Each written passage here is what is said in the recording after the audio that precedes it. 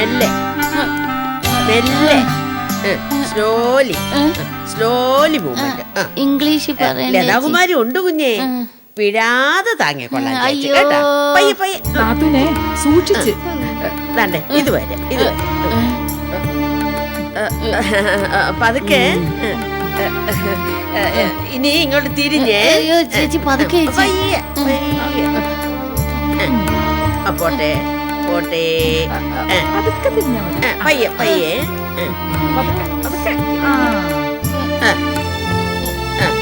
പിന്നെ അരമണിക്കൂർ കൈ വീശി നടന്നാലല്ലേ cholesterol കുറയൂ.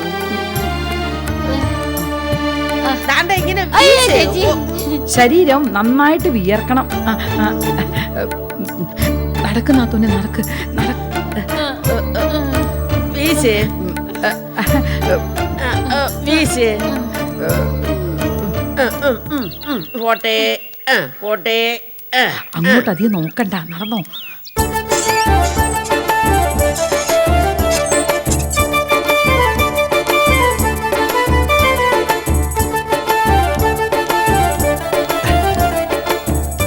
Good morning. Good morning.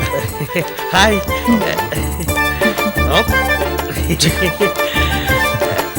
നിന്നോട് ഞാൻ പലവട്ടം പറഞ്ഞതാ എന്റെ പറഞ്ഞ വരരുത്.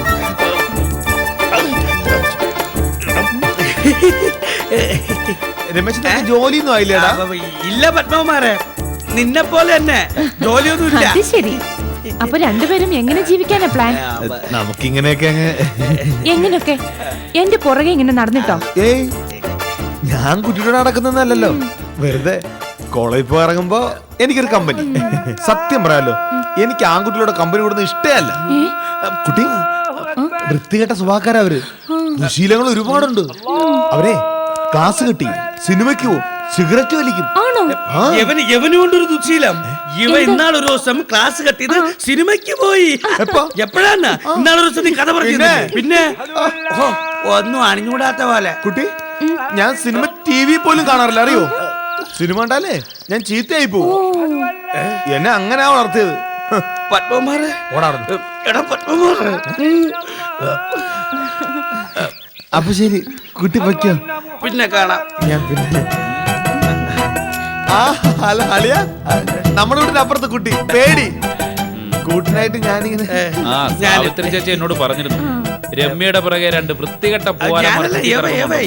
അതുകൊണ്ട് കുറച്ചു ദിവസം കുട്ടിയെ കോളേജിൽ ഞാൻ കൊണ്ടുവരണമെന്ന്. അളിയ, ഇന്ന് മുതൽ രമ്യ കോളേജിൽ പോകുമ്പോഴും തിരിച്ചു വരുമ്പോഴും ഞാനും കൂടെ ഉണ്ടാവും. വാ, നിങ്ങൾ വാ, നമുക്ക് ഒരുമിച്ച് ഇറങ്ങാം. എനിക്ക് അളിയ, പിന്നെ എനിക്ക് ഹോംവർക്ക് ഉണ്ട്. എന്ത് ഹോംവർക്ക്? കോളേജില്ലേ? കുട്ടി എന്നെ വിട്ട്. എനിക്കും എന്തോ ഉണ്ട് കേട്ടാ, എന്തോ ഉണ്ട് കേട്ടാ. അങ്ങോട്ട് പോയിട്ട് വേണം. എന്തോ കാര്യമുണ്ട്, ഞാൻ പോയിട്ട് പിന്നെ വരാം.